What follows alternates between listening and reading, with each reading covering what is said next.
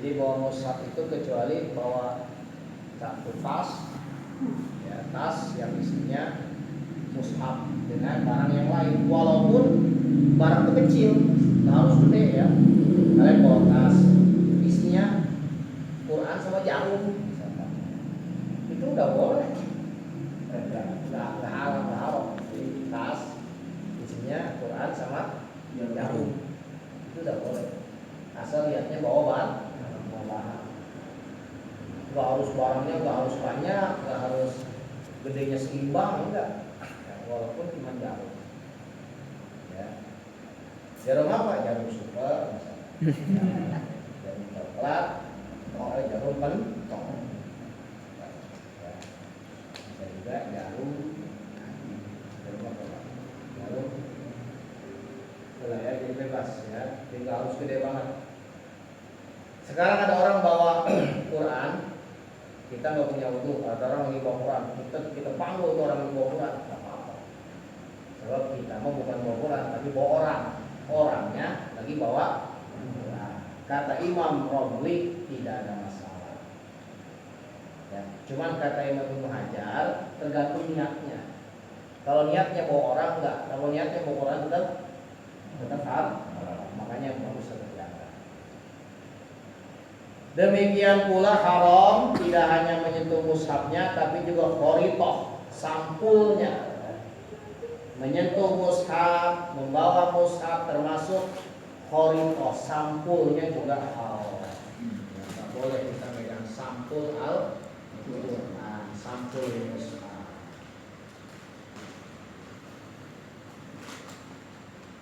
Beda kalau misalkan kayak model lemari. Apa lemari mah? Kata para ulama lemari. Isi lemari itu ada mushafnya. Apa lemari dipegang? Gak punya wudu. Atau kalian naruh Quran di atas meja. Boleh nggak pegang mejanya? Boleh. Sebab itu nggak nyambung dengan Al-Quran, sekedar naruh ya.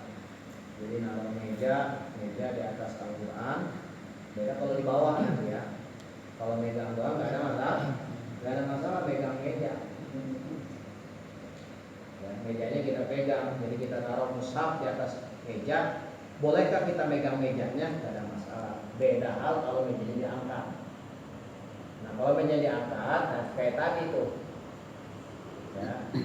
Kalau niatnya bawa meja tidak ada masalah. Tapi kalau niatnya bawa Quran, kayak orang tadi bawa manggul, bawa orang. Ya. Itulah. Jadi ada beberapa yang harus kita pahami. Ya. Kemudian yang selanjutnya, haram meletakkan sesuatu di atas mushaf, nggak boleh naruh pulpen, naruh cincin, naruh rokok, naruh roti, makanan misalkan. Kenapa sebabnya? Karena itu suatu penghinaan. Jadi kalau kita ada Quran, jangan naruh apapun. Ini sering terjadi kadang-kadang di masjid yang saya sudah lihat. Naruh peci di atas Quran. Makanya saya bilang itu Ustaz, naruh rokok di atas Quran. Yang dia nggak ngerti. Haram itu. Jangankan rokok, kita begini aja nggak boleh. Makanya dia ada seorang ulama, dia pas selesai nulis pulpen ditaruh di atas kitab, langsung dia dapat mendengar suara, ilmu tidak akan barokah, ilmu tidak akan manfaat. Ya, karena sudah naruh pulpen di atas kitab, taruh di atas kitab aja sudah termasuk nggak boleh, apalagi di atas Al-Quran. Tapi kalau kitab itu, kitab kata sebagai ulama, kalau tidak ada unsur penghinaan apa-apa. Tapi kalau Al-Quran jangan. Jadi Quran itu harus steril, jangan naruh sesuatu di atas Al-Quran. Ya. Jadi makanya naruh Quran nih, kalau kita punya rak kitab, ya punya rak lemari, ini Quran taruh di paling atas. Ya.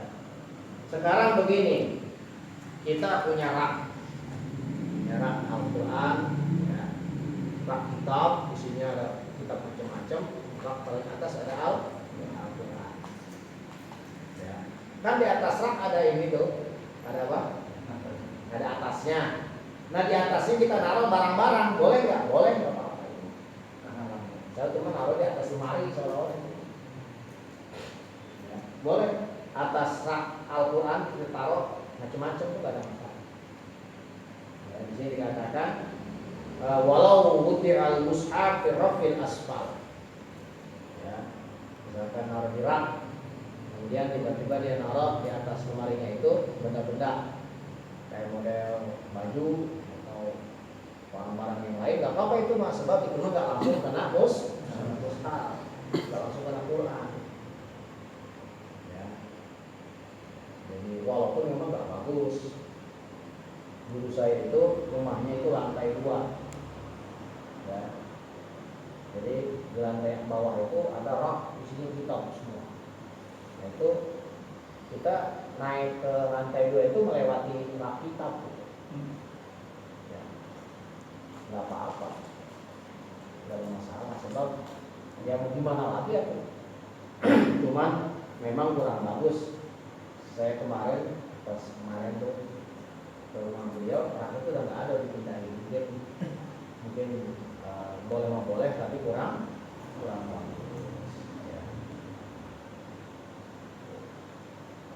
Kemudian yang selanjutnya yang perlu kita perhatikan, bagaimana hukum kita pakai baju yang ada tulisan Al-Qurannya kita nggak punya wudu. Ya, bisa dikatakan wahilul labsus siyab allati nukisha 'alaiha syai'un minal Qur'an. Boleh pakai baju yang baju tersebut ada tulisan Al-Qur'an. Namun dengan catatan harus memperlakukannya dengan baik. Wa naum fiha, walaupun dipakai tidur enggak ada masalah. Ya, walau lil junub, walaupun dia dalam keadaan junub. Junub pakai kaos bertuliskan ayat suci Al-Quran, ya, nggak ada masalah. Ya, cuman ketika nyucinya itu berhati-hati. Ya, kalian kan suka ada topi tulisan la ilaha illallah, kaos tulisan la ilaha illallah. Kan la ilaha itu Al-Quran kan, surah As-Saffat sama surah Muhammad. Ya, itu gimana itu ditulis begitu? Nggak ada masalah, nggak dosa, nggak apa. Cuman kita perlu beda perlakuannya. Jangan masuk WC.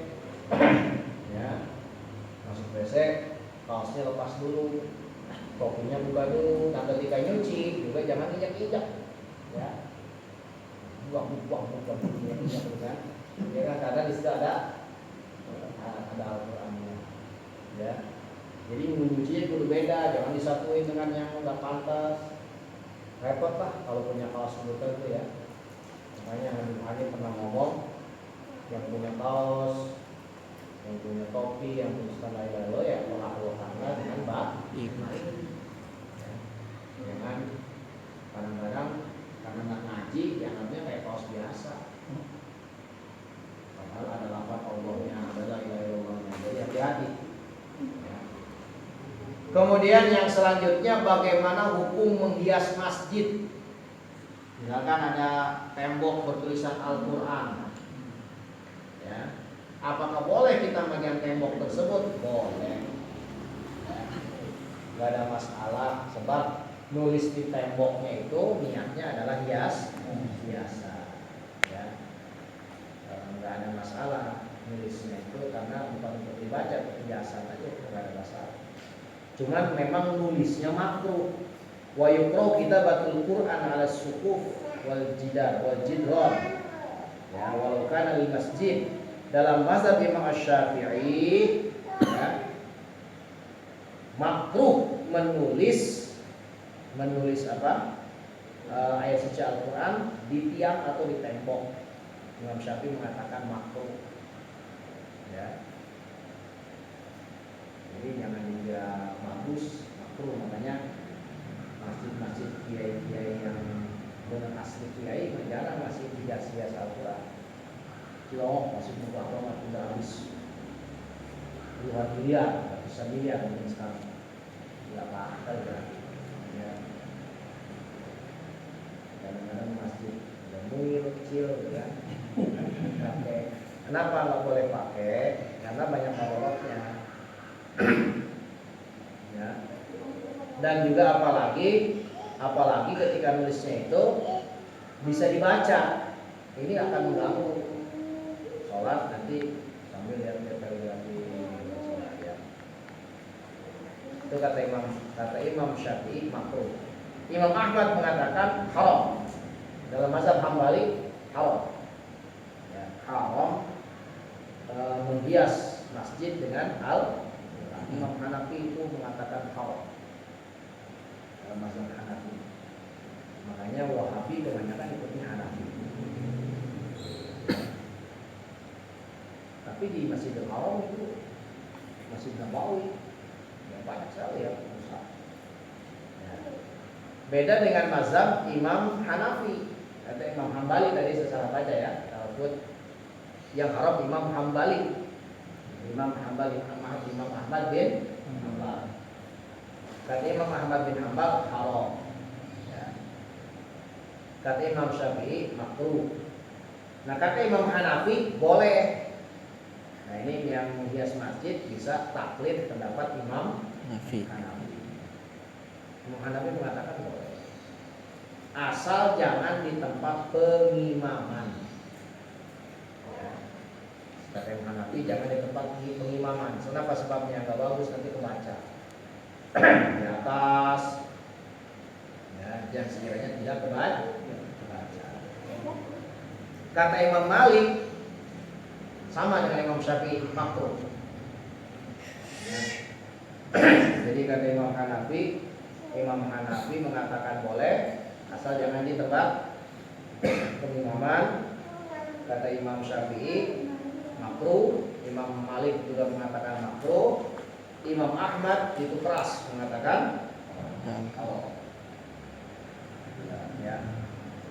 Yang bagus mana ya? Terserah. Kalau udah paling dibikin ya udah ya. Cuma kalau kata Rasulullah SAW, ketika masjid sudah dihias-hias begitu pakai ukiran-ukiran, ciri kiamat sudah dekat. Ya. So, ciri kiamat itu kata Nabi di mana manusia itu senang menghias masjid. Bukan jelek, artinya ciri akhir zaman. Jadi kalau banyak masjid sudah diukir-ukir, dihias-hias, berarti itu zaman udah akhir banget. Ya. Beda kalau masjid yang di awal-awal Islam nggak ada yang dihias-hias.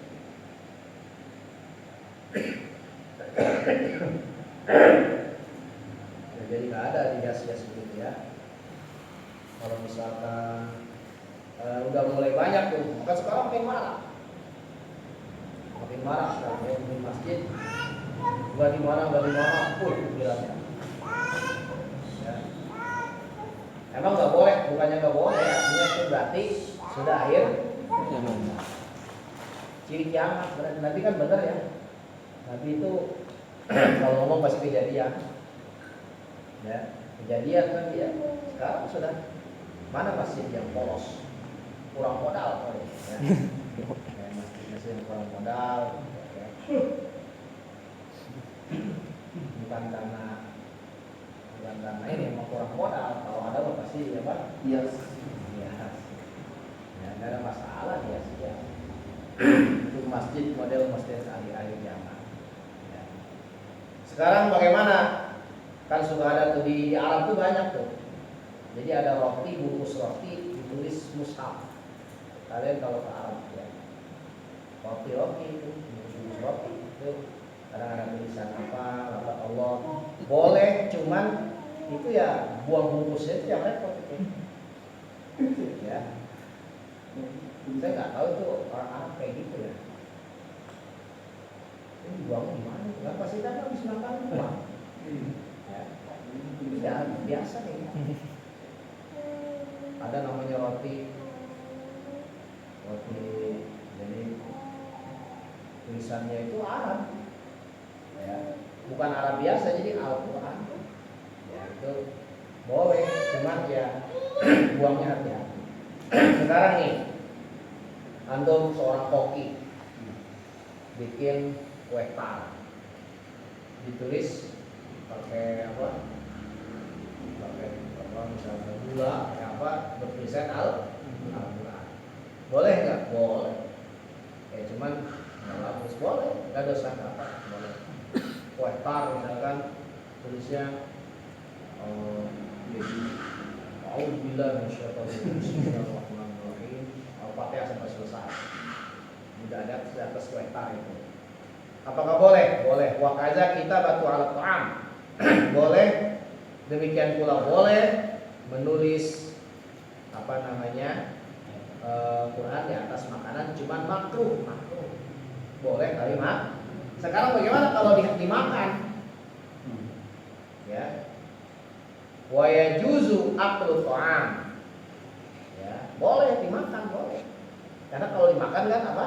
Ya. Hancur. Boleh dimakan. Jadi kue nggak harus dihilangin dulu sebab ketika dimakan juga hancur. Sekarang ada tembok tulisan kaligrafi Al-Quran, udah rubuhin misalkan, boleh. Renovasi. Cuman ketika jatuh ke bawah itu yang masih berbentuk rusak kita hancurin biar tidak berbentuk. Itulah ya. Cuman jangan ya, itu bukan boleh, bukan berarti diamalin nanti. Kalian ulang tahun dan Islami ya. Yasin 1 kilo ditulis semua di atas kue besar. Enggak bagus, jangan ya. Jadi tetap yang bagusnya mah itu kalau mau kasih hiasan yang lain. Sekarang kan makin keren, makin di sini kue tar itu makin kreatif. Bahkan bisa foto orang ya. Foto kita di print, jadi bahan dasarnya dari gula, jadi itu bisa dimakan ya.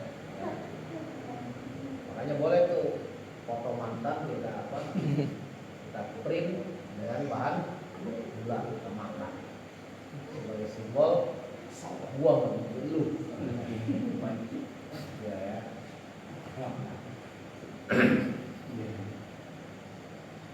Jadi itulah bagaimana penjelasan tentang masalah Al-Quran. Sekarang bagaimana hukumnya nulis ayat suci Al-Quran dalam satu kertas ya. Kemudian kertasnya ditelan ya. Jadi menelan Al-Quran, kemudian kertas yang ada Al-Quran jadi ditelan. Nah gimana ini kalau misalkan ditelan? Kalau ditelan, misalkan kan ini Quran pasti masih berbentuk. Nah menyentuh kotoran, ya, menyentuh kotoran ini jelas bahaya. Makanya bila iktirtos alaihi syai'un minal Quran, ya. Jadi kalau kertas ditulis Al-Quran, kemudian kata kiai atau kata ustadz misalnya tulis telan, itu haram itu. Dosa. Kenapa sebabnya? Kan nanti jatuh ke lambung, nyatu dengan kotoran. Kan dia nggak langsung hilang. Beda dengan kue. Kalau kue mah jangankan sampai lambung, di mulut saja sudah hancur. Itu kata ulama seperti itu, bedanya kue dengan kertas. Jangan mau, ya. Karena ada kadang-kadang ustaz seperti itu, ya. Tulis di kertas. Bulat minum biar sembuh. Ya. Kenapa sebabnya haram? Karena nanti bakal kena kotoran yang ada di. Ya. Sekarang beda kalau gini, guru saya pernah, ya, ngamalin guru saya ditulis di kertas, dimasukin ke air, aduh, ya, sampai hancur.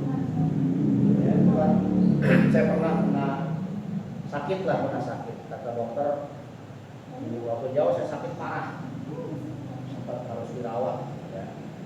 Kata dokter harus berobat, jadi lama berobat, jadi ini penyakit serius ya, jadi nggak boleh sembarangan.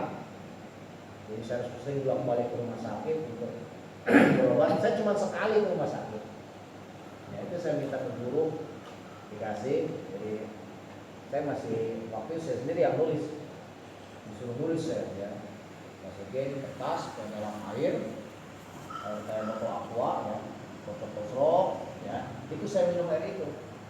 Katanya kalau sudah habis isi lagi sampai kertasnya hancur nyatu dengan air. Gimana peminum nggak apa-apa itu mas? Sebab kenapa? Sudah apa? Hancur. Nah, maka dikatakan fa'in azabi bimain summa syaribahu lam yahrum. Beda kalau kertasnya masukin ke air, hancur lebur, kemudian diminum, lam yahrum, tidak haram. Ya, makanya kalau yang ngasih kiai yang ngerti hukum ya caranya beda. Kalau ditelan langsung itu haram. Tapi kalau diaduk di air ya sampai hancur, airnya diminum, itu saya sekali doang berobat. Alhamdulillah ketika periksa ke dokter sembuh total. Ya, cuma ngasih 10.000 waktu itu saya bisa. Zaman dulu, zaman 10.000 kalau sekarang cuma 100 lah. Yang bikin nasi wadon dulu. Orang nasi uduk tuh ngasih 400 perak kok. Lama banget. Ya. Seingat saya cuma ngasih 10.000. Ya. Sembuh alhamdulillah. Ya. Jadi walaupun memang baunya nggak enak ya, karena bahwa anjuran apa? Anjuran. Sekarang bagaimana kalau nulis kayak kebawa kasan itu? Ya nulis di mangkok, tulis Quran. Ya di mana? Di mangkok. Kemudian kasih tinta kan, diguyur pakai air, atau berumur nyatu sama air. Kan air salalin kan ini cara bikinnya begitu. Diminum buat orang yang sakit, tidak ada masalah kata Imam Ibnu Abi Salah. Tapi ada sebagian yang bilang makruh. Ya, jadi artinya tidak ada masalah. Nah ini masih banyak nanti ya yang berbahas soal apa namanya, bagaimana hukum membakar Quran, membakar mushaf itu nanti ada. Kita bahas. Wallahu a'lam.